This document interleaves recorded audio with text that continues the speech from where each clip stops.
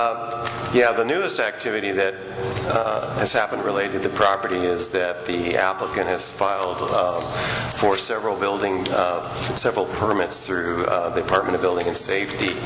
One is a shoring permit, another one is a grading permit, and then finally the third application is for the apartment building itself. As the committee will recall, they originally proposed a 64-unit project at that location. The site plan review and density bonus determinations were appealed by the Sunland-Tahunga Alliance. The applicant met with community members in the intervening time and then reappeared before the committee with a revised plan reducing the unit density to 48 units. Since that time, these applications have been filed. We have been told that through various sources that the project is now a by right project. There are no other discretionary review approvals required. We are concerned, however, that we have an existing appeal for both the site plan review and the density bonus that's still pending, that has not been withdrawn by the Sunland-Tahunga Alliance. And there may be aspects of the project that are not in compliance with our specific plan because it is within a specific plan area. So what we're attempting to do is set up a meeting with the city planner who is responsible for these entitlement requests to try to determine, first of all, the status of the application, the status of the permits that are being requested through building and safety, and whether in fact this is a by right project. Because when the applicants returned to the land use committee with the downsized project, which we were all pleased to see, there were other comments that were given at that meeting regarding the design of the building, setbacks, parking, etc. And all of those are regulated by our specific plan. So what we need to do is get a copy of those plans, which we have not yet received yet, and look at those closely in terms of what those specific plan requirements are. We do believe they've met the density and height requirements, but there are other aspects they may not have met. So in my mind, the question of whether the project is by right or not still hasn't been decided. But we hope to get answers through a meeting that we're trying to set up with the city planner that's involved. And once we have that, we'll relay that information back to the committee and outline what the next steps would be. Okay? Anybody have any questions? Sorry. I was wondering about the haul route hearing expiration. What does that refer to? It actually says on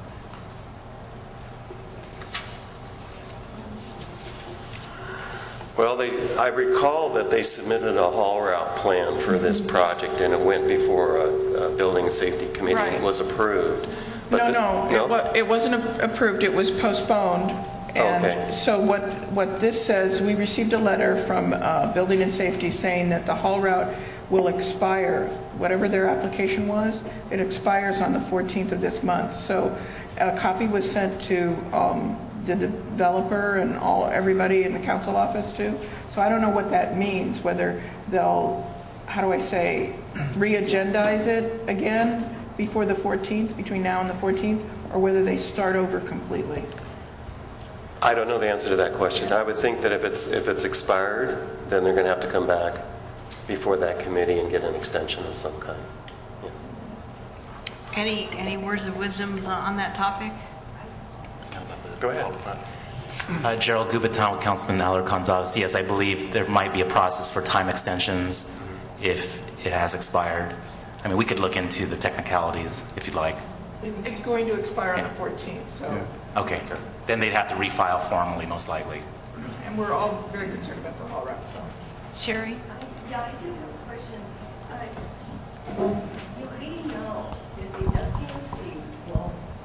Do we know if the SDNC will receive a copy of the application if, in fact, it is not a project permit compliance review requirement, a DIR?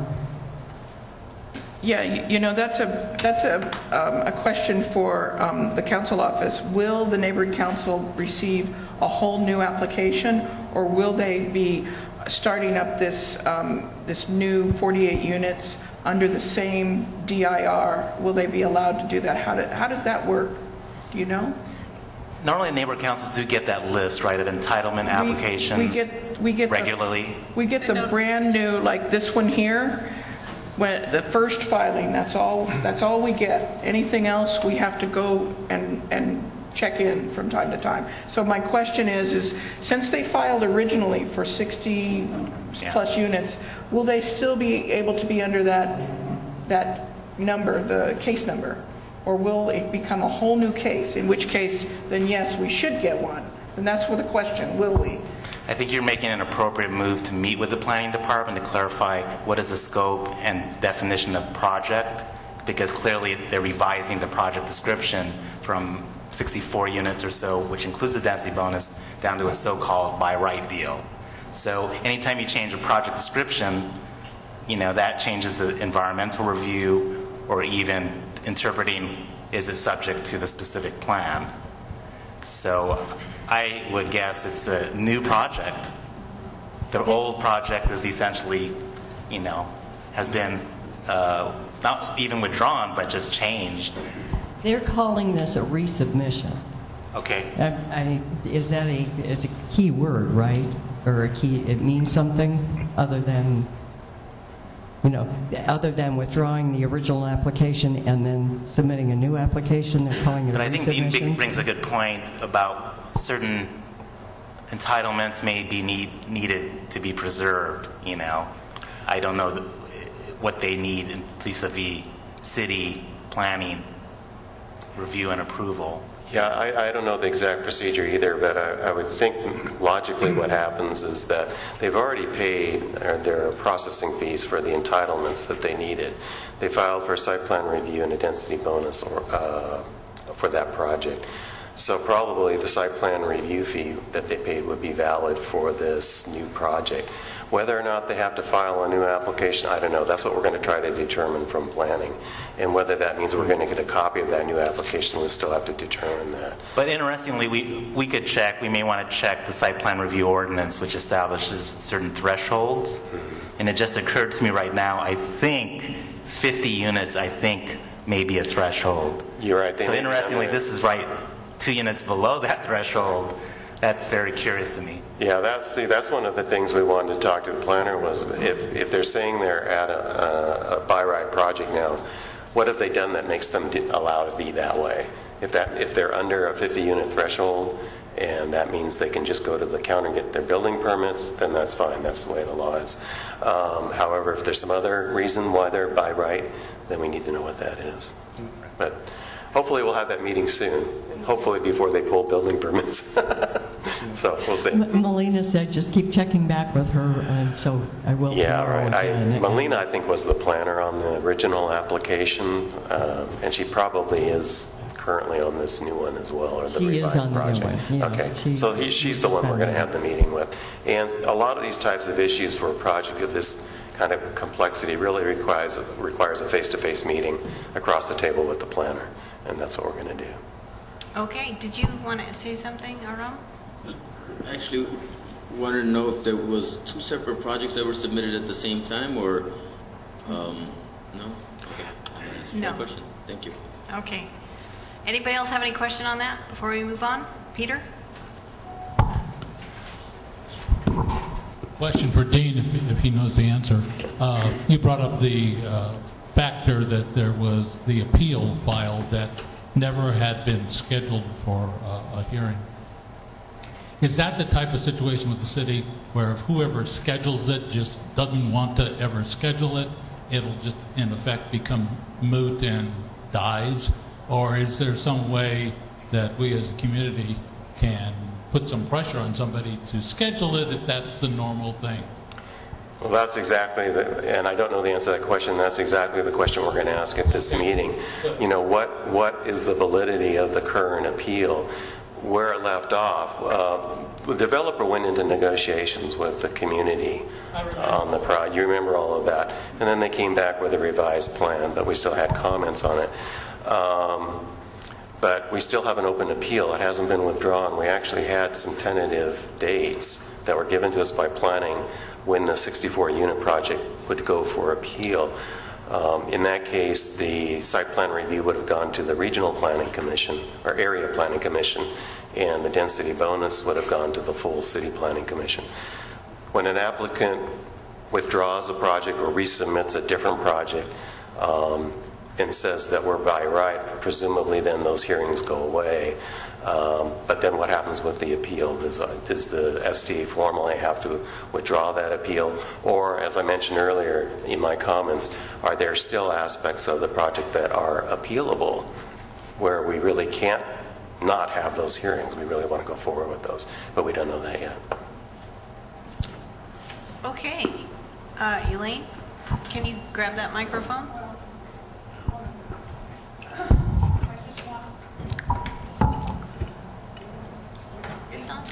Okay. I just wanted to bring to everyone's attention that the infrastructure lawsuit brought by La Brea Coalition had its arguments, I believe it was a week ago. I think it was last Friday. It was either last Friday or a week ago. So we're waiting for the results of that, and I think that may be very important in this particular project because we have so many infrastructure problems, including flooding. So. Okay, we'll keep an eye on that then. Any other comments or questions on that before we move on? Okay, good. The next topic, I'm gonna kind of move things around because we actually have people here for item number 6D. So I'm gonna pull that up and do that first. 6D is a Verdugo Hills Golf Course / Prop O / Tees on the Green CUP. We actually have Tees on the Green here. They've been talking to Gerald. They have an issue that has come up, and Cindy just brought up some stuff that she has that she brought me the original CUP and then the CUP that was approved for Tees on the Green, and it looks like it actually says that they should be able to have alcohol on the grounds. So we're kind of trying to figure out what it is that we're trying to fix. What is the date of that action? September 23rd, 2010. Okay. Okay. So, can you pass this down to Gerald for us? So maybe it'll be an easier fix than we thought. Wouldn't that be nice? Did you want to speak on this subject? I don't really have too much. Make sure you grab a microphone. We're actually recording this, so. Right? Ara, can you? You can use it. Oh, there you go. Oh, okay. There it is. He's got one. I need you to have your very own. Just summarize. Oh, don't be shy. Let us know. Well, basically, it's not being allowed to have alcohol on the golf course is causing a very big problem at the golf course, and if we would like the golf course to actually stay in business, the restaurant needs to be functional. In order to be functional, we need to be able to sell beer and wine just like every other golf course in the entire country. It's causing big problems. We could lose tournaments, we could lose business. There's a lot of people that could lose their jobs. You know, I have 7 employees and myself counting on the place.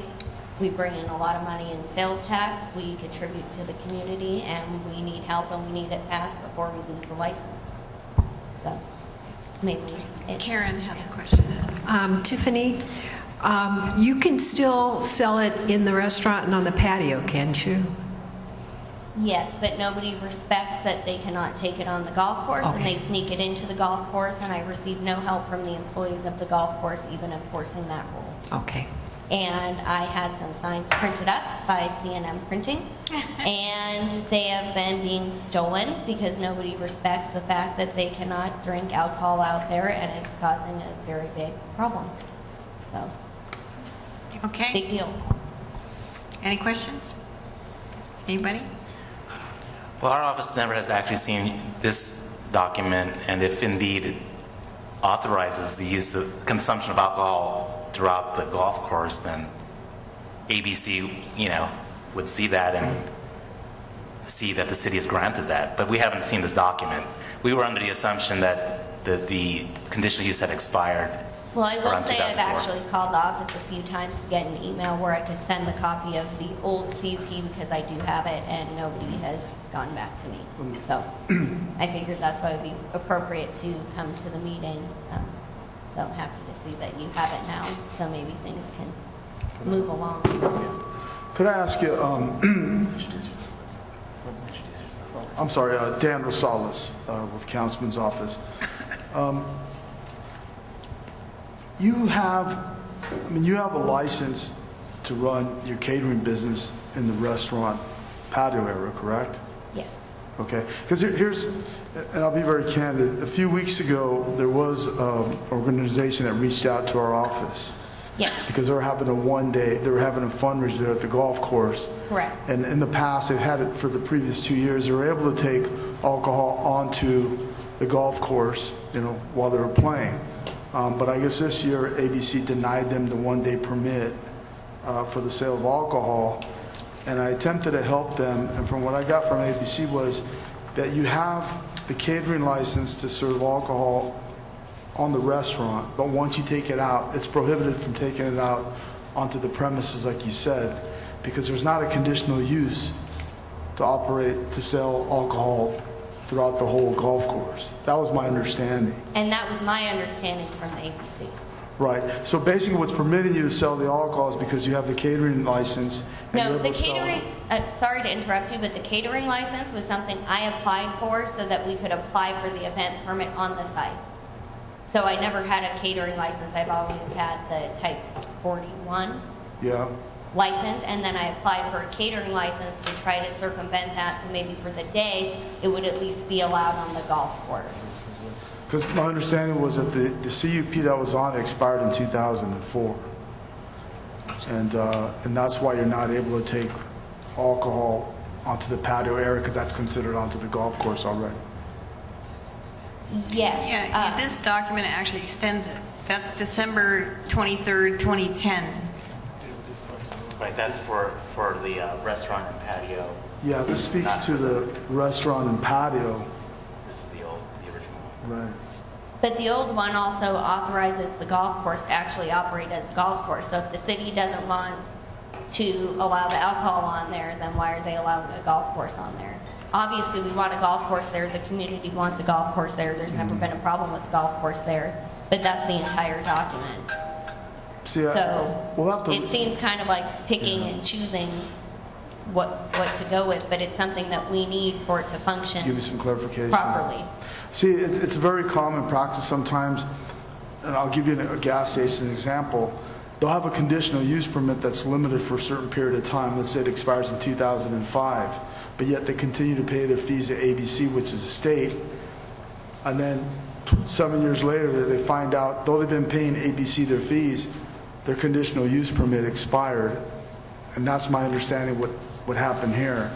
Because I look at this document, it allows you to have the sale of dispensing of beer and wine in consumption in conjunction with your restaurant and the 1,500 square feet of seating of the 50 patrons right outside.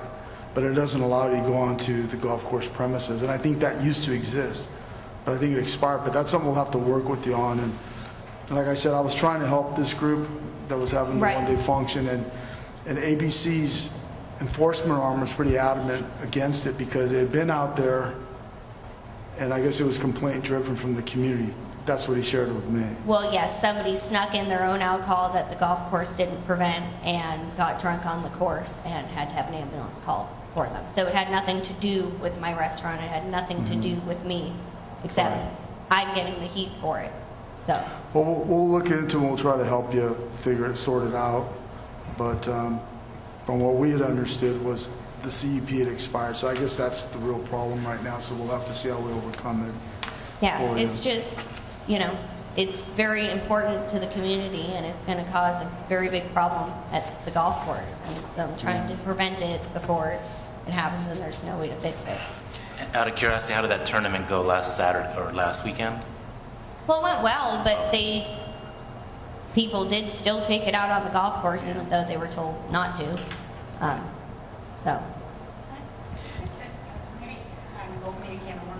You need a microphone. Hold on. We have like 3 different hands that came up at the same time. I just had a question, and maybe I'm opening a can of worms, or I should already know this. I'm not a golfer. I thought I heard you say every other golf course nationwide allows liquor onto the golf courses? Is there a reason that this one, for some reason, out of all of them, does not? Because the permit that allowed it onto the course and allows the course to be a golf course is expired. So it's only because of an expired permit, but everywhere else nationwide, it's standard practice. Well, they probably have their permits up to date, I would think.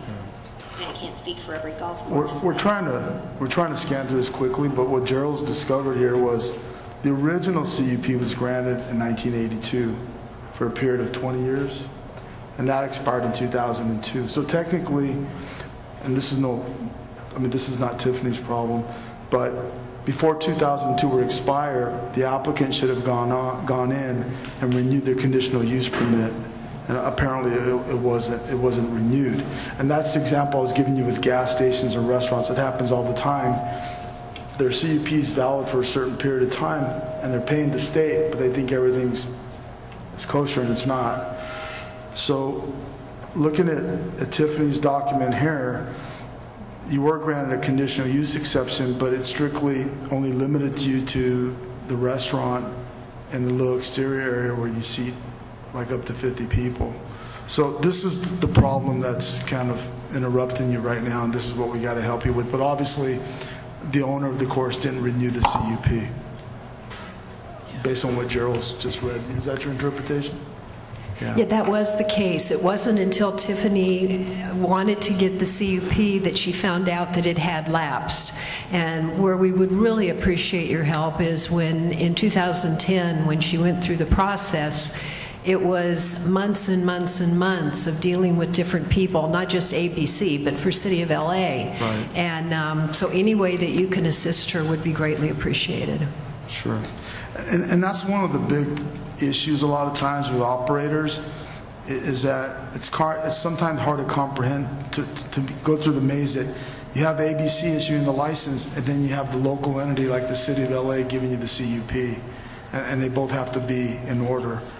And unfortunately, this wasn't, but we'll help you. And obviously, whoever was representing it didn't share with you that bigger picture of the CUP for the entire golf course. I don't know, did that ever come up in your discussion?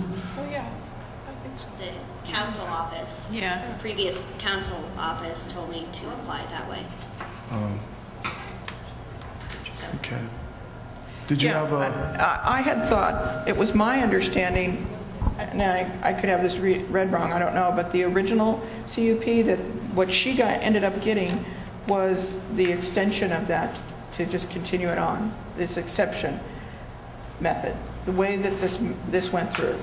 I think, yeah, let us study it further. Yeah. I mean, not instead of on the fly, it very well could be, but what I can see is the 20-year expiration and then the scope of this applied only to the restaurant. But let us look at it. And then there's another thing about, like Mr. Rosales was saying, that CUPs expire all the time, and the city knows this, but things keep continuing, and operations keep continuing. So there's got to be, since this golf course has continued its operation, that has to mean something too. Yeah. And there is a universal problem of enforcement of conditions of conditional use permits. Yeah, and that could very well be.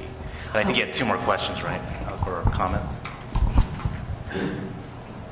Did you have a question? Just a comment. Perhaps to help the 2 gentlemen from the district, CD number 7, Tiffany was remarking several times, repeated how important this facility, the recreational part of it, and her establishment was to the community.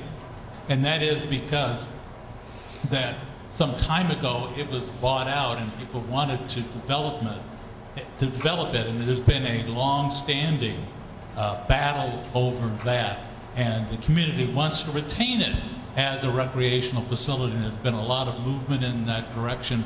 And it's important to the community above and beyond the fact that it's an important recreational facility. It's got also to do with the fact that what we don't want there, right, what we have to fight off there, and that's another case of drastically inappropriate development. wanted to be sure you had some familiarity. Yes, and we didn't want to. Good. We didn't want to publicly say it, but me and Gerald in our conversations have always said, well, there probably wasn't much incentive for the developer to continue the CUP on the golf course because his interest lied in development, not in recreation. So if I may, since we're educating ourselves about this piece of land, when was it a change of ownership? In 2004 is when they purchased it. Okay. Yeah. One other thing I'd like to mention on behalf of Tiffany is in 2010, one of the things that they did was they went door to door to residents within a certain distance of the golf course. Not one person that was home turned them down. They signed. The only signatures they didn't get were if someone was not there. So the community obviously supports the CUP and TIFs. Yeah, actually, we did get every single signature within a 500-foot radius of the entire perimeter of the golf course. Okay. Okay, Tiffany, we're going to work on that. Thank you. Keep making those awesome burgers. If you guys haven't been down to Tees on the Green for a hamburger, you have not tasted a hamburger. I'm telling you, it's totally addicting. Okay, see? I have a witness. Yes, Karen, while we're on the golf course, let's talk about the golf course. Okay. Regarding Propo, the status on that is that the committee, they were unable to vote the day that the presentation was made, but basically the chairman, Mark Gold, had made it very clear that the project put forward met all of the criteria for Propo. So they're now part of a queue waiting for to see what happens with funding down the road. The city had required that money that is in hand at the moment be held to make sure projects that are in progress can be finished. Makes sense. So it's just a question of at what point in time we'll know how many have come in under budget, and which projects were never completed. What else was on here? So the Propo thing is the main thing right now, but that's kind of out of our hands until they have more information. What we are planning is in October to have a community meeting to bring people up to date with what's happening with the golf course. That was one thing that was really clear at the 4th of July parade, is that the support is there. People just would like to know what's going on, what to expect, and so we will be getting information out about that meeting. It will be October 10th, Wednesday, October 10th. It's an ST&C meeting, which is going to focus on the golf course. Okay, thank you. And there's flyers over here, and we need help in setting up the meeting room that night and things like that, so if anybody wants to volunteer. Okay.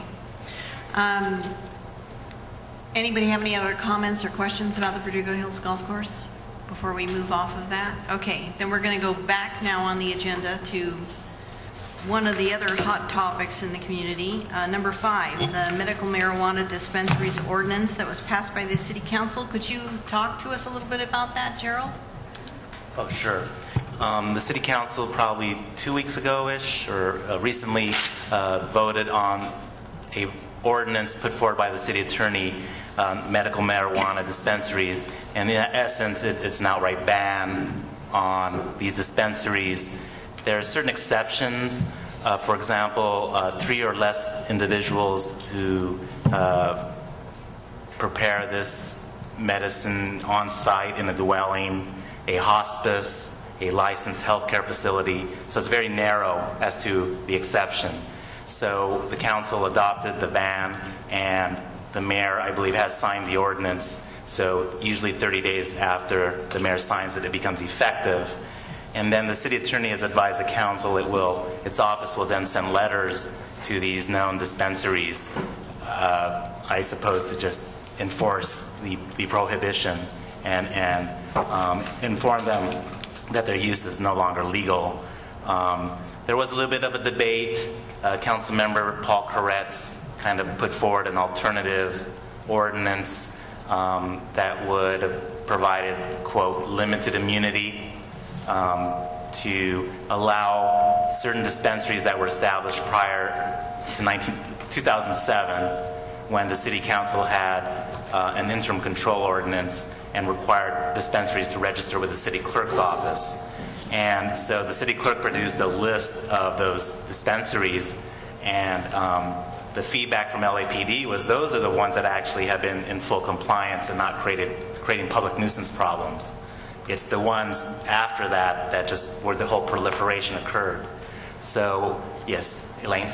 Oh, you knew my name, how nice. Oh, you read my sign. There are two medical marijuana dispensaries between, I believe it's Marcus and Pinewood on the south side of the street that have closed recently. I don't think one of them ever got opened. Both of them have put pole signs about a foot away from the building wall. Totally illegal. We could really use your help in getting rid of them before they become established and grandfathered in, et cetera, et cetera. They're very, very bad. Somebody comes along who can't see, for example, with a cane, could walk right into one. So we really could use your help on those. I was thinking about our strategy as a council office to reinforce with the city attorney's office to, if the community gives us feedback, so we could put pressure to ensure. Yeah, well, these places are closed. Both of them are closed. I don't think one of them ever opened, and the other one looked like it's been closed recently. I don't know whether it was a government that closed them or not, or they just quit on their own. But these pole signs are what I'm concerned about. They stand out about a foot from the wall, and they're totally illegal. So can I ask a question? So from now till, at what point are we going to start seeing the 18 pot shops that we have disappearing? I don't know if it's 18 anymore. They've closed, the LAPD's closed, I think, 3. Have they? Yeah. Right. But we still have more than any place else in the city, I'm sure. Let me report back. I mean, city attorney is sending these letters, and then I'm sure with the LAPD we'll then press forward with enforcement. So let me get a sense of the timeline, so we can give you feedback, and I'm sure great. everyone can monitor that. Okay, great. Does anybody else have any questions? Mr. Lloyd Hidd. Yeah. Wait. Lloyd Hidd, I'm on the marijuana committee with Cindy. We know where they all are. You know, they have infinite amount of money, the marijuana industry. Why aren't you going to just end it back up in the courts like we are now? Every time we pass an ordinance, it's frozen in the courts. Yeah. That was discussed in council, and I think the California Supreme Court is expected to make a ruling in a few months. So that's why the city attorney argued for, let's do a prohibition now, because this matter, one way or another, is going to be ruled on by the Supreme Court. There's a U.S. law, the Federal Substance Control Act, which says marijuana is a substance that is illegal. And then City of Long Beach went to court, and that was the ruling that said local government cannot authorize or regulate these dispensaries. So it's like the cities were caught in between the federal and local. So it is going to be decided at the California Supreme Court in a few months. Okay, thank you. Any other questions about that before we move on? But you're right about the cash, if I may. I mean, LAPD said that's why all these problems occur, because there are wads of cash just floating out there, and that's what attracts, you know, the crime. Crazy. Okay, thank you. All right, so now we're going to go back into discussion with Council District 7 Planning Deputy Gerald Gubaton. We wanted to kind of, I was lucky enough to go out with Abby and Cindy and Joe, and we met with Gerald, and we talked about some of the issues in our community to try to give them history. We talked about the Verdugo Hills Golf Course and Tees on the Green, and we drove around and showed him so that he could actually see some of the projects that we've succeeded on and had good success with, like the IHOP shopping mall. That's something that came through us. The Albertsons remodel, that's something that came through us. There's actually a lot that's gone on in this city that has come through the Land Use Committee, so he got firsthand look at those issues. Cindy actually printed, you want to pass these out to the board members? Cindy actually printed pictures of some of the key issues that we have, and she's going to pass this out. And we're going to kind of go down the list, but we'll kind of use this as a guide, and then we'll kind of, yeah, it's not everything. We'll use this agenda as a guide, and we'll start with SB 1818 and the city's implementation ordinance. Can you tell us anything about that, where it's at? And first, I just want to thank the Neighbor Council for inviting us, and as this introduction, I can pass on my cards. If you could distribute that to everybody in the audience as well. And we're excited to be expanding into Sunland Tujunga.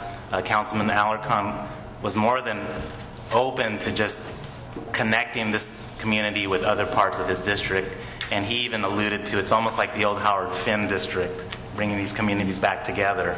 And so I've been learning a lot about local land use issues, and I did want to mention I did get an invitation initially from Tommy, and then we met at the Verdugo Golf Course Clubhouse. Angeles, sorry, wrong one. Angeles Golf Club, with several members here, in fact, and who are present today. And they provided an overview and gave me a tour. And I just want to say I'm open to meet with anybody, really. Anybody who would like to give me a tour. At the open house, I met a gentleman who wanted to take me up to see the Whitebird property. I could feel the chill. But what I'm learning is some of these deals are already approved under the previous administration. But to the extent the developer moves forward, we have to hold them accountable to any conditions that were negotiated with the community. With that, and then Dan Rosales, I wanted to introduce to. We had another planning person in our office because we know land use is a major thing in any council district, and the council member wants to put the appropriate attention and focus on these issues. SB 1818 is a state law, that's been in effect, and then the city of LA adopted its implementation ordinance. I haven't heard of any changes to it. Basically, it's like a sliding scale formula in exchange for setting aside a certain percentage of a density bonus for affordable housing. The city will grant or allow relief on certain rules. Yes. One of the questions that we've discussed among ourselves is, doesn't 1818 require that need be shown, or that there's a reason for using 1818 on a particular project? Usually a land use ordinance can require findings be made to justify. City planning would ultimately decide if there's a rationale or justification, but I don't know because the whole idea behind that policy theoretically was to create incentives to create mixed income housing, but in the Samoa deal, though, they were actually seeking a public subsidy as well, which in a way, in my mind, kind of defeats the whole purpose of this creating an incentive in the private market. Well, that was one of the things that we discussed, and one of the things that came out through the committee, the subcommittee that worked on this and did a very good job. Compliments to Bill Skiles down there. One of the complaints was that there was already a lot of housing on that street that would meet that criteria. And it seemed like some of the other projects in other parts of the city, it was the same thing, where they didn't demonstrate that there was need for it at that particular property wherever it was being built. So is that something that, as a community, we can keep an eye on, that the city will support us unless a developer can show need, that they will not automatically get 1818? I think if we go back to the original intent of SB 1818, which is to produce a mix of market rate and affordable housing in the private market, that to me is not publicly subsidized, then I think those arguments are credible to put forward to justify whether or not to allow it. The fact is, I think the city is sort of implementing it across the board. It's on the books, and as long as you meet those formulas, then I guess maybe they've been charged to say we're promoting housing. That's an argument that everyone's using now these days. Let's produce housing. But to me, it's just not producing housing units at any cost. It has to be quality, it has to be well designed, it has to be compatible, all the basic land use concerns that planners try to promote. I think also with the city's implementation ordinance, throughout the years that we keep hearing about it, it's that the city is too broad, giving away too much, and it's damaging to our individual communities. And the numbers don't come out. They don't have to produce an economic feasibility study, for example. And so that's the point that of when is the city going to update or revise this implementation ordinance, because it's having a tremendous and huge impact on our local communities. Actually, you did remind me, I think there is something in that ordinance that does require providing economic pro forma or showing the economics of your deal.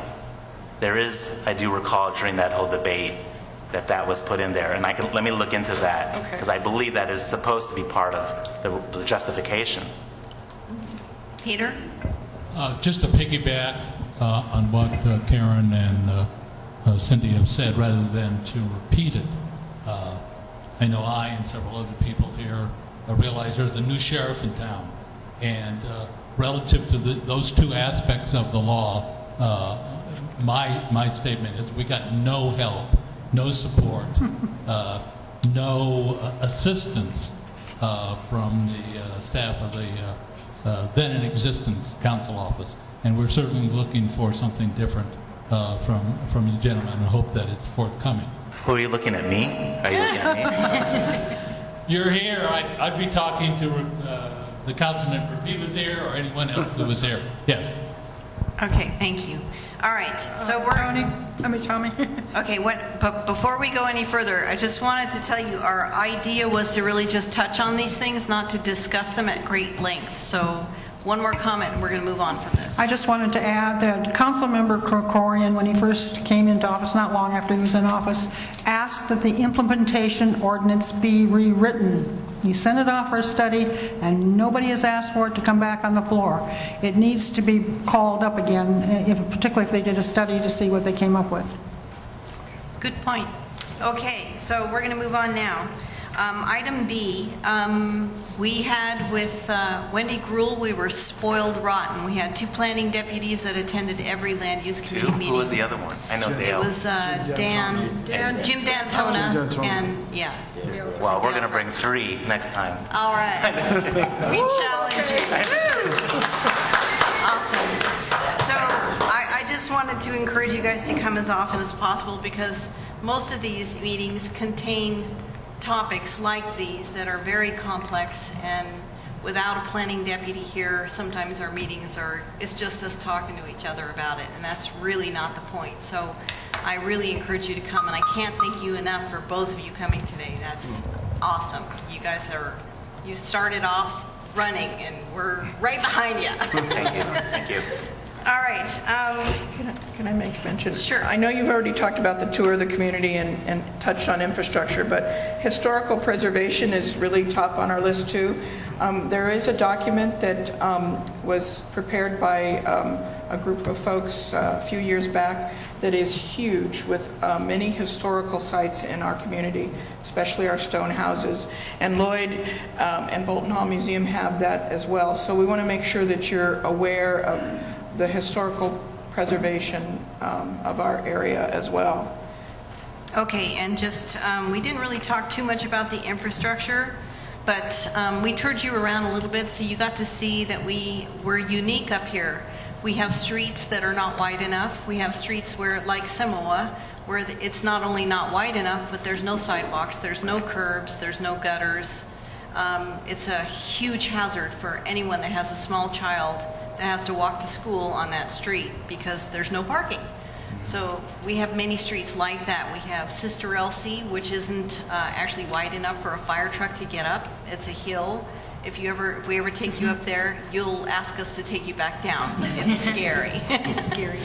We have many infrastructure issues like that because we are we're on the foothills. You know, we have flooding issues that come up.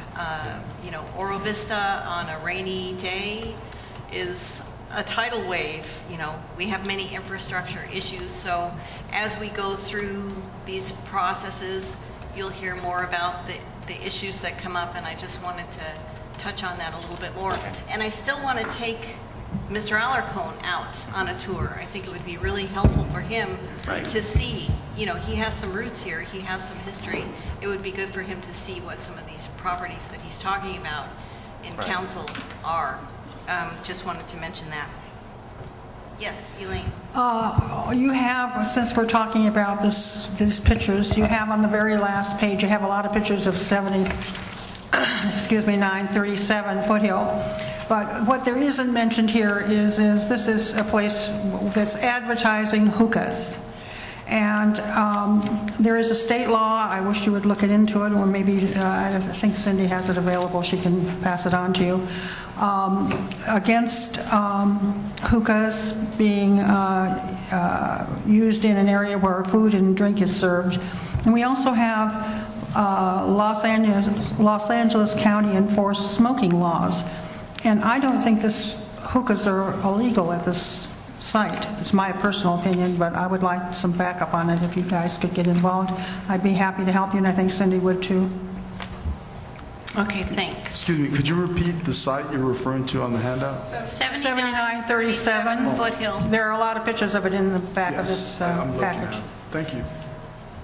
Okay, so, yeah, why don't you talk about C? C has to do with the relationship between the community planners that are assigned to our area. I feel like that's so loud, sorry. Anyway, we've had some changeover, and then we've had one in particular, their supervisor that's been the same one all the time.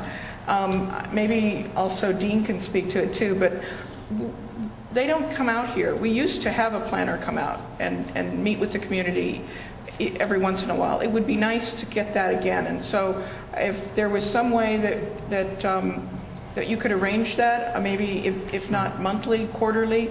I think it's important for the planners that are making the decisions for this community to engage with everybody here in this community. So if you can help us with that. You know, it all has to do with budget cuts and staffing and all the history of the past few years, but I think it's time to try to get them out. The planning department, of course, did launch a community plan update program, which included the Sunland Tahunga community plan. And then because of budgetary purposes, it was scaled back. But I wonder if that's when the planners were coming out. Well, no, it was before. We used to have Anita Cerna. She was very active with our specific plan, and she would come out here. And Dick Platkin at the time, he's now retired, and they would come regularly to our meetings. So it'd be nice to, and Dean may have some comments about that too. Yeah, I just think whatever the council office can do to improve the relationship between the planners and the planning department that work with us on projects and the community would be most beneficial. It seems over the last 3 or 4 years that our relationship has been mostly adversarial. Most of the major projects that have been proposed in this area have been appealed in one form or another because the projects were really not well thought out. They didn't comply with our specific plan. The planners wrote decisions and the planning department signed off on decisions that did not reflect the desires of the community, but more important than that, just didn't constitute good planning. So what we'd like to have them do is be more involved in what we do and do what Abby Diamond has often referred to as real planning and not planning by appeal, which is the way it's been over the last 3 or 4 years. And that's really not a very productive way of trying to implement a community plan or a specific plan, is to do it through an adversarial relationship with the planning department in appeal hearings. But unfortunately, that's at least been my experience since I've been on the land use committee. And there really needs to be a sea change in the planning department over how they want to handle some of the land use issues that we deal with here. That's not to say they haven't been helpful in many regards, particularly some of the actions of the council office, both for Windy Gruel and for Krikorian. They have come to our assistance in a number of these appeals, but the fact that we have to continually file these on projects that just aren't worthy of the community, it's been kind of disturbing. What has been the outcomes of these appeals? Have they been overturned, modified, sustained? Yeah, I think in the majority of them, the projects were modified, or we won the appeal outright, and the developer went away. It's usually been the outcome. You know, one of the projects that we toured you on is a classic example, the soccer field. Oh, yes. It was just a bad design, a bad location. There was so much wrong with it, and we actually went. I think it was Elaine and Cindy and I and Abby, one other person. We all went down there and we actually sat down with the planning department and went over the specific plan and what was wrong and pictures and charts, and it was like fell on deaf ears. And you see what's there now. Was that appealed? No, actually it wasn't. They were tired of filing. We were worn out at that point. I think we just had come off another major appeal, and boom, we were hit in the face with this project, and we just did not have enough time or energy to mount an appeal on that. It's up. It's closed up, and I guess it doesn't matter. it's an eyesore now. We drove in by it. It was just a hazard at the very beginning. I mean, it was bad planning from day one. Nina. I'm not shy of saying this. I'm hoping that your office will never again put through a project that isn't vetted to the community first, such as the SB 1818 Small project. That was funded without any notice to our community whatsoever. We happened to be down at City Hall when this went through, and we were absolutely shocked. And according to Councilmember Krikorian, he said, no big deal, it'll never pass. Well, now we're going to have 48 units on that lot where we should have had a park. We are park poor up here. And when Windy Gruel ran for office, she promised a park on that property, which is on Samoa, between Valmont and Tahunga Canyon. And supposedly there was no money, there was no money, there was no money. However, there was money to buy a park property that's landlocked called the Verdugo Park. That is of no value to anybody, but we were never included in any of the planning process, and those were our Prop K funds. So we would like to be advised of anything that's taking place regarding land use in Sunland Tahunga before it happens, so that we can give input. Good. Okay. We're going to take up number E. Okay, we can go through this one really quickly because I brought you the copies right here. Awesome. Our community plan, our scenic and Foothill Boulevard corridor specific plan, our design guidelines. Just want to make, we make sure that everybody on the committee has copies as well as the board, and they're very important documents to us. Some people here at this table know them backwards and forwards, and some people are still learning. So what section 2E F? Right. So I want to make sure that you get copies if you haven't already. And then on the zoning code reform, maybe Dean can speak to that. That's brand new, coming out of the planning department and is in the RFP stage right now. And Dean? Yeah, this is something that's new on the horizon, and we as a committee are going to be tracking it as this update program goes forward. It doesn't affect only our community, it affects the entire Los Angeles area. It's going to be an entire update to the city's zoning code. They're going to adopt or seek to adopt what's called a form-based code. It's a little bit different than the type of code we currently have in place, where it really looks at building design, it looks at streetscapes, it looks at how buildings relate to the street, setback and height and all the rest of that. We don't know how it's going to eventually pan out, but hopefully we'll be involved. Well, I know we will be involved in the public input part of that program. So, but it's very promising. City of LA has long time needed to update its zoning code, and they're looking at some other major cities across the United States that have taken the same path towards a form-based code, and they should be doing it, and I'm glad to hear that they are. The other one is the letter that you got a copy on regarding the mobility element. I have copies for everybody. We submitted to Michael LeGrand at after our last meeting. Yeah, that letter, I'll just summarize it briefly. We had a mobility plan update kit, KIT, that was distributed to the community, and it told about the city's plan to update their circulation element, which they will call the mobility plan, or mobility element of their general plan. And there was a discussion here at the Land Use Committee regarding that update process, what type of opportunity there would be for public input, but more importantly, to kind of gripe in that letter about the fact that infrastructure, which was mentioned earlier, is something that's a key component of the mobility plan, or at least it should be, and it's not adequately being addressed in our area. And it has to do with the condition and maintenance of our existing public streets. So go ahead and read the letter. I just want to interject one thing here in the middle. I forgot to introduce everyone to Mary Benson. Mary Benson is also working with Councilman Alarcon's office. Mary, could you just stand up? And she's one of the people you talk to when you call in here. Thanks for coming. See, so there is 3 people. Yes, awesome. They did. Thank you, Mary. Thank you. All right, and then you want to talk about the keys.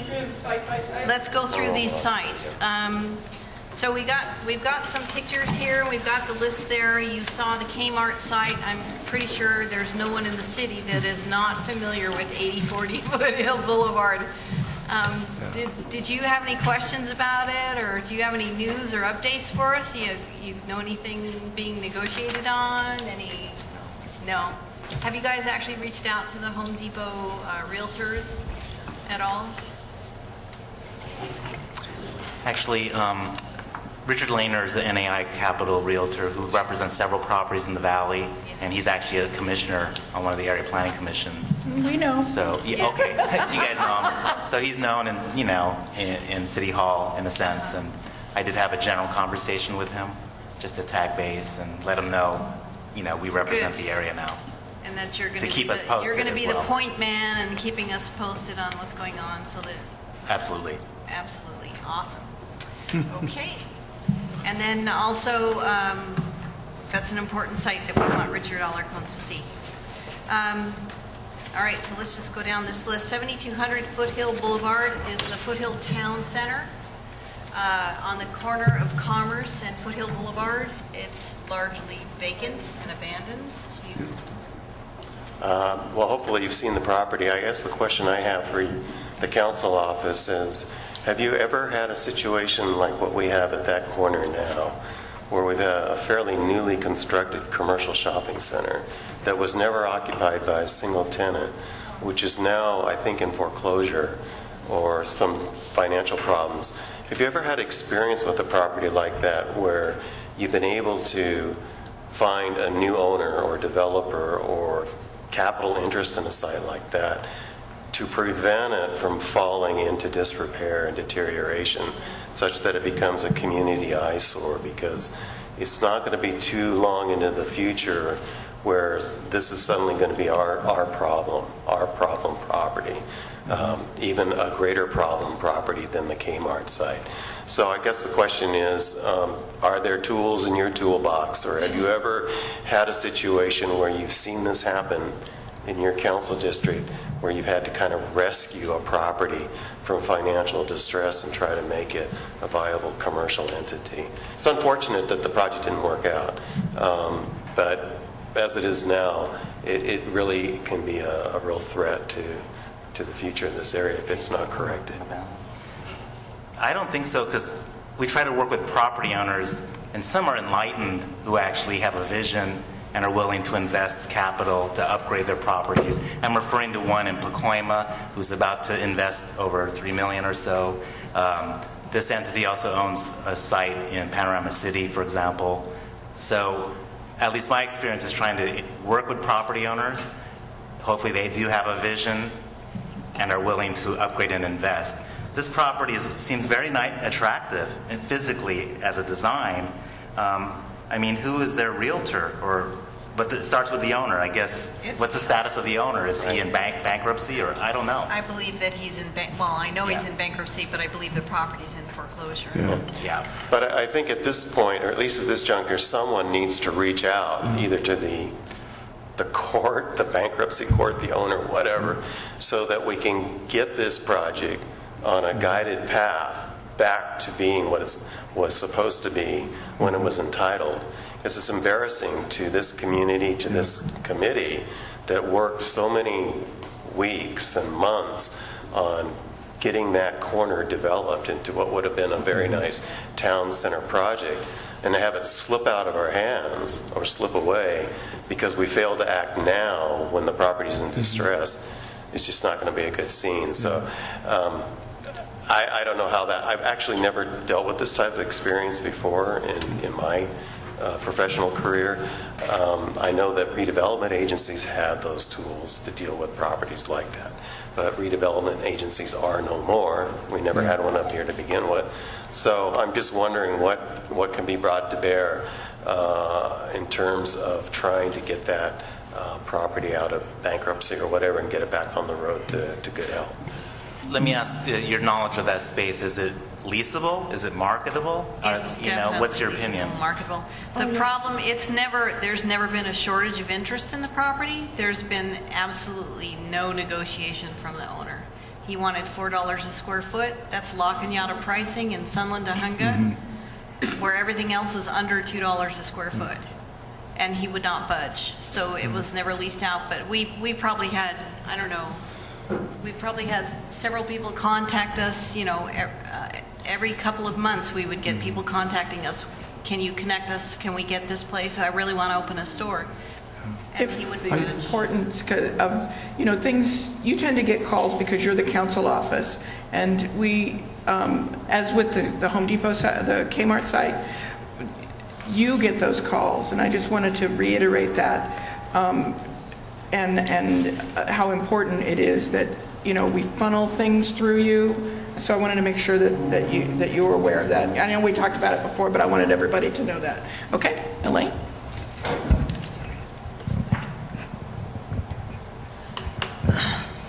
I know that you have been on a tour, but I just wanted to point out to you several things regarding this property. I think I dare to say the possibility of money laundering. Actually, it was $4.49 a square foot, never budged a dime, not a penny. We had one of our best business people in this town negotiate for 4 months with them to try to rent a space there, and they wouldn't budge. The place is falling apart. Well, the roof is coming off of one of the buildings. The landscaping is all dying. There's weeds there. I hate to say it because I don't believe the town is blighted, but we have a brand new property that's beginning to look blighted. John Perica, I don't know if you remember him. He used to be a zoning administrator. He referred to this property as the gateway to Commerce. Commerce used to be our commercial center before the freeways came.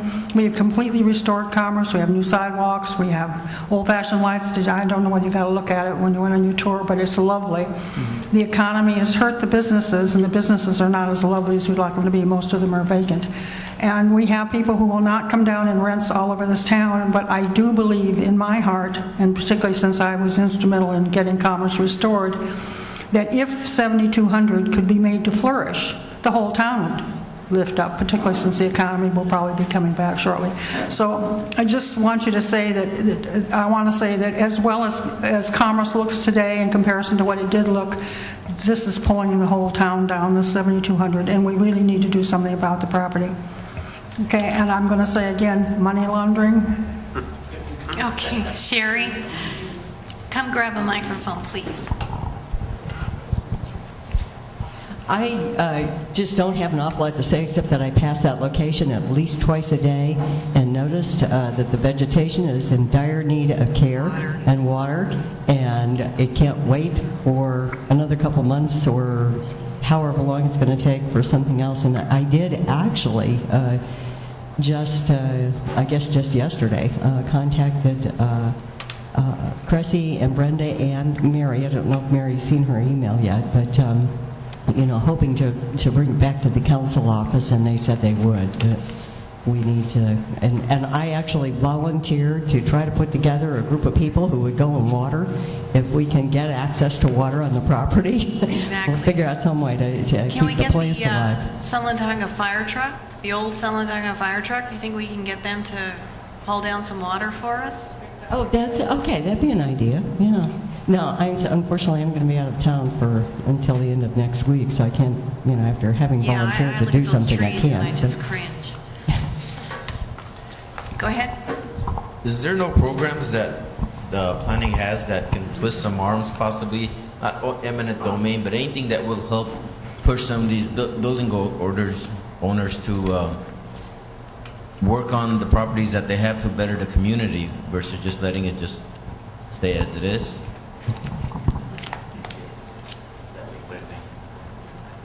Building safety. Yeah. I mean, I've heard. I know it's difficult because it is an economically challenging time. But the biggest tool that we have is really building the safety, bringing things up to code. They're a pretty effective tool, and they have groups that focus on commercial land and of course on residential as well. But basically, building and safety is a department that would go in and bring these places up to code, and sometimes it can be pretty heavy-handed. So, but you got to be a little delicate how you use it, because once you get them in, I mean, there's some inspectors that will go in, they don't want to come back again. They're gonna write up every citation they see. And I've driven down Foothill, and you'll see some businesses that look like they could really use some renovating and bringing up to code for everything from signage to the way they have their parking.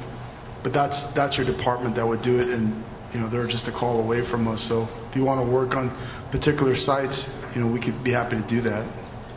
Okay, thank you. Joe, did you have a question? No. Okay, did anybody else have a question about what we've talked about so far? Regarding the water that Sherry just mentioned? Yeah. Microphone. The answer is simply, again, having the answer again is having the correct elected official there. Looks like Alarcon can possibly help out here. But for example, down in Venice Boulevard near Redondo, I've got water they're pouring out of the street for over a year, gallons of it. We could go down there and get buckets or take a water truck down there.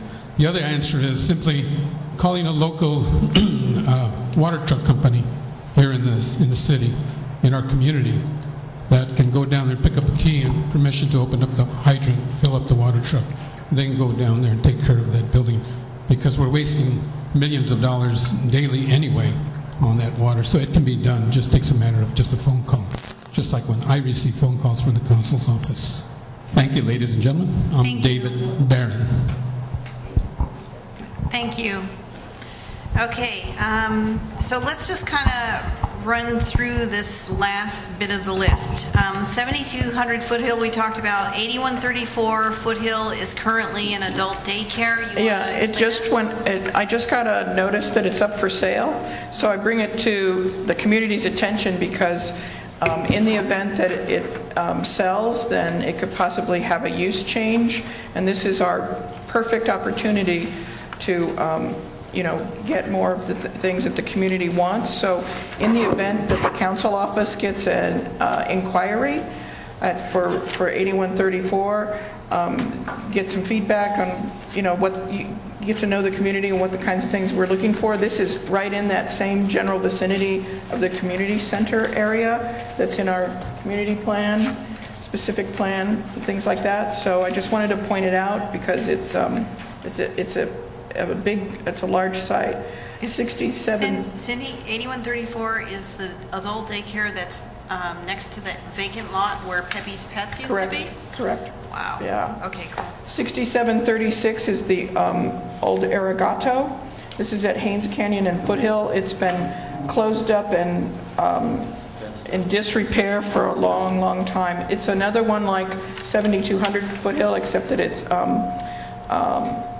smaller.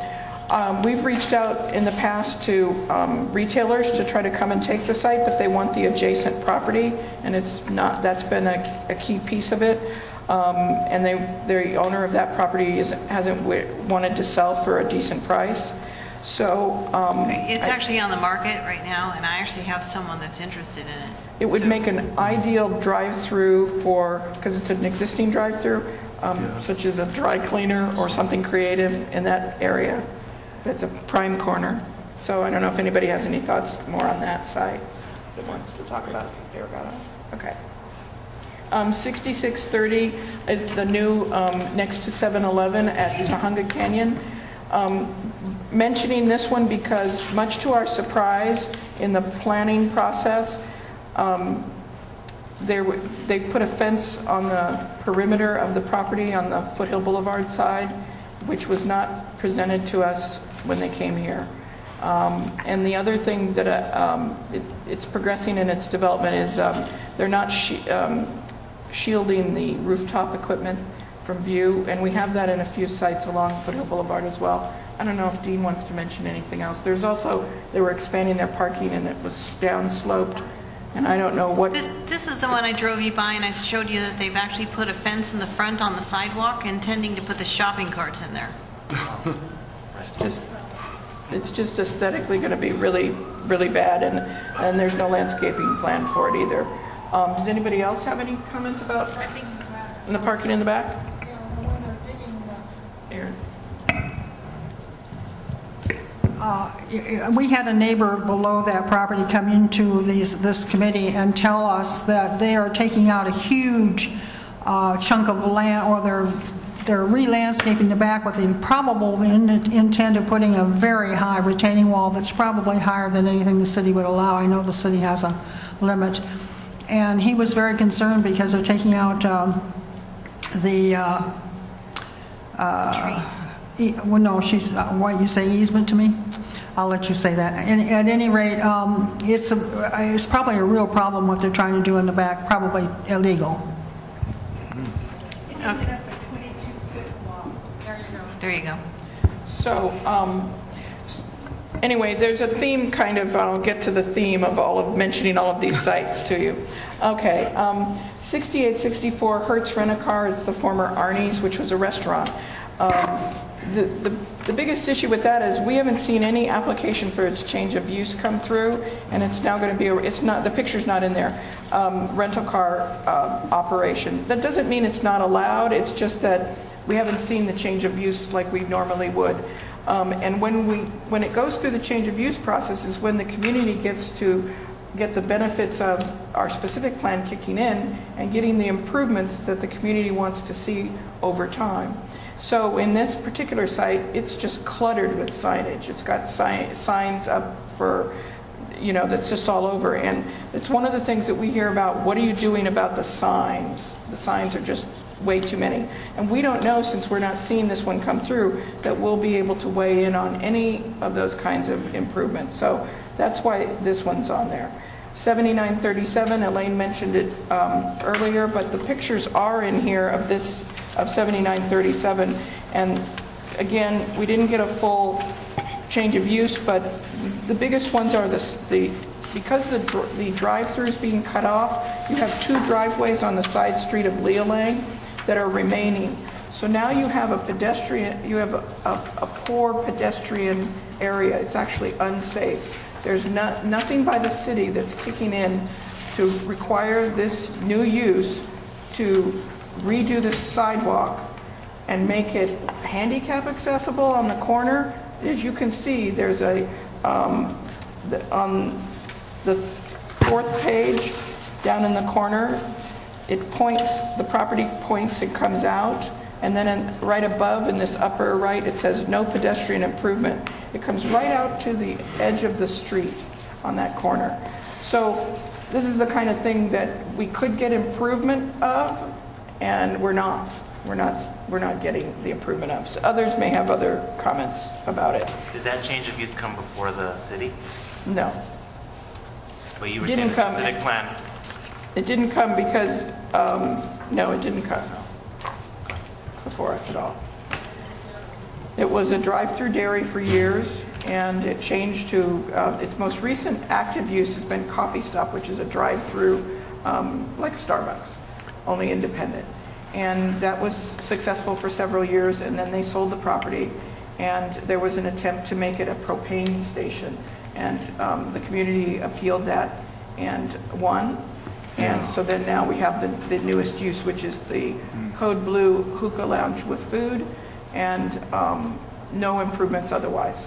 I think you all got Councilman Krikorian to go and testify on that. That's correct. Yeah, we sure did. I was there on CD7. So yeah, we sure did, okay, which we were very grateful for. So that worked very well. Okay. Joe, did you want to say something? No. Okay. If I have anything wrong. I'll just look through a couple more of the pictures that I gave you. There's one with regards to signage. There's that has the 99-cent store. This was a historic sign. It looks like a diamond shape horizontally, but they've reused the sign and modified the historic sign. So the community didn't get a new proper sign. So I just pointed out briefly, nothing's going to ever be done about it. The other is the Chevron gas station. There's a picture here of our existing Chevron gas station, and then down below are other Chevron gas stations and other parts of the city that look much better than what we get here in Sunland Tujunga as far as the landscaping. And then as you flip over to the next page, you'll see the recycling center that we now have, which is another thorn in everyone's side that we have now too. And maybe Joe will speak to that. Joe can tell you about some more thorns. Yeah, I'm by the mic, so I don't need a mic here. But the recycling center is they still haven't signed off for that business to be in operation. They did not come into compliance with an order by Building and Safety. They're still operating illegally and have been for over a year now. Yeah, we pointed that out to you on the tour. Is that recycling center in conjunction with the Chevron, or what market is it in conjunction? Yeah, with Chevron. With the Chevron. Yeah. Chevron, it's got U-Haul, propane, gas station, and recycling center now. Oh, wow. What was the original building and safety order on the recycling center I believe they need to be, I think they need to be further back, and the size of the bins that they have there now are too big. They weren't supposed to be that big. There's a couple other aesthetic landscaping, things. yeah. Right. Yeah. So I'm trying to kind of give you an overview of several things, and I'm sorry because there's a lot more that I know a lot of folks could give also, but there's a pattern or a theme to it. You know, businesses don't go through changes of use. The city planning department doesn't work with the community or listen or hear. So we have a disconnect somehow in trying to get our specific plan implemented, even in the limits that it is. And so that the community, because the community, people will come out to say to us, well, you got us to give you this specific plan. We approved that years ago, and it's not being, how do I say, enforced or utilized correctly. I mean, as simple as a recycling center having a landscape plan approved by city planning, and it's not even what the plan says. Correct. They use something like that. They use a lot of excuses where grandfathered uses can continue for 40 years or so. Anyway, Dean may have maybe a better way of explaining, wrapping this all up, but I just wanted to give you kind of an overall theme. Yeah, you know, we hate to, on your first meeting here, to present you with our laundry list of dirty projects. But Cindy is right when she's talking about a pattern, and it's a pattern in which we're not getting the assistance we need from planning department, from building and safety, from code enforcement, and from other city agencies who are responsible for oversight and for implementation and enforcement of the development regulations that these various businesses are required to adhere to. The standard station is a good one because that was an appeal that the Sunland Tujunga Alliance filed on the original proposal for the recycling at that location. We met with the... Yeah, we worked diligently with the owner of the service station, with the applicant. We settled on a plan, and then at the hearing before the Regional Planning Commission, or Area Planning Commission, that plan was approved. And then a couple months later, the bins arrive. There's no landscaping, a number of things that are supposed to have been done by the applicant or never performed, and then we ended up with the situation that we have today. And that's just one property. So, and there are countless other properties where the same thing has occurred. So we try to play the role of watchdog as much as we can. We do get serious about those projects that we feel are a detriment to the community, and we will appeal those and continue to appeal those determinations.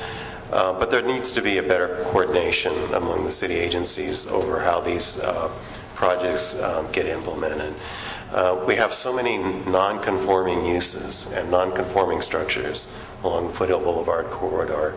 But all we can do is take them one at a time, one appeal at a time, one discretionary appeal at a time.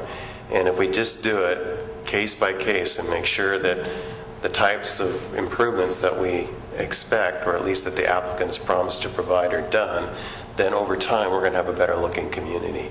But right now that's not happening. It's not a part of what's happening in this area. We're always playing catch up and always filing appeals and always trying to telling the planning department, please, please, please do your job and help us out up here because we're getting a lot of heat for it. Does that say it? Elaine? Dean just said something that just set me off, and I want to go back and reiterate. Code enforcement. We had a terrible time getting code enforcement when the economy was booming. We get none now, absolutely none. We have somebody referred to recently to our nifty little banners. Our nifty little banners are illegal. And we have banners, we have sandwich signs, we have signs on the back of cars. We got a big code enforcement mess, and it sure would be great if we could get a sweep. We haven't had a sweep probably in 7 years, 6 years. So he just triggered me, and I'm hoping I can trigger you. And there's going to be a quiz at the end of this, so I hope you guys are taking notes. The sandwich sign at the corner of Foothill and Aram? I guess since we're talking about all kinds of stuff, is there anything that the city or you guys can do in regards to day laborers hanging out outside of certain areas? Is that a loitering issue? Is there any way we can gently ask them to move on and not stick around in one area for hours on end? I think that's more of a police issue. Is it? Yeah. Yeah. Do you have your senior lead come to like a neighborhood council? The senior leads come to the neighborhood council. They have a monthly neighborhood watch meeting. It's the third Tuesday of every month. Yeah. So, and they have a coffee. Well, I guess they don't do that right now because he's laid up. But we're in limbo on that too. Sunland actually does not have a senior lead officer right now. Sunland, Shadow Hills, Lake Ventura. Oh, that's right. At the open house. And neither does Tahunga because he was injured. Anyway, so is there a particular hardware store or something where you have the issue? No, it's the Chevron. No. It's not the hardware. It's the same gas station, same It's the Chevron It's a station. gas station. Yes. Oh, okay. The issue with the day laborers is very complex. It's people hire them up here. That's the problem. If people didn't hire them, then they wouldn't be here. No. Yeah. So that's another issue. David Barron.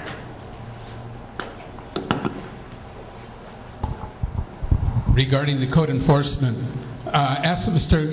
Deputy Gubatan, maybe you can encourage Alarcon to implement the ACE program. That's called Administrative Code Enforcement Program. I was part of that program, similar to that, but and we were doing extremely well, but we were dismantled. So this ACE program is just asking if you'll ask Alarcon to go ahead and join in with the public, with his constituents here, and try to get that program started. That it'll be much more efficient. It'll be a parking citation, what it'll be. And we can hand that out as a parking citation.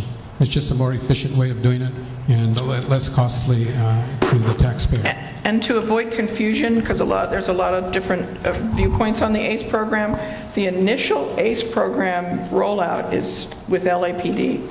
So yes, it would be nice to encourage it to move along and do it on this trial basis through LAPD, which could pick up on a lot of these problems.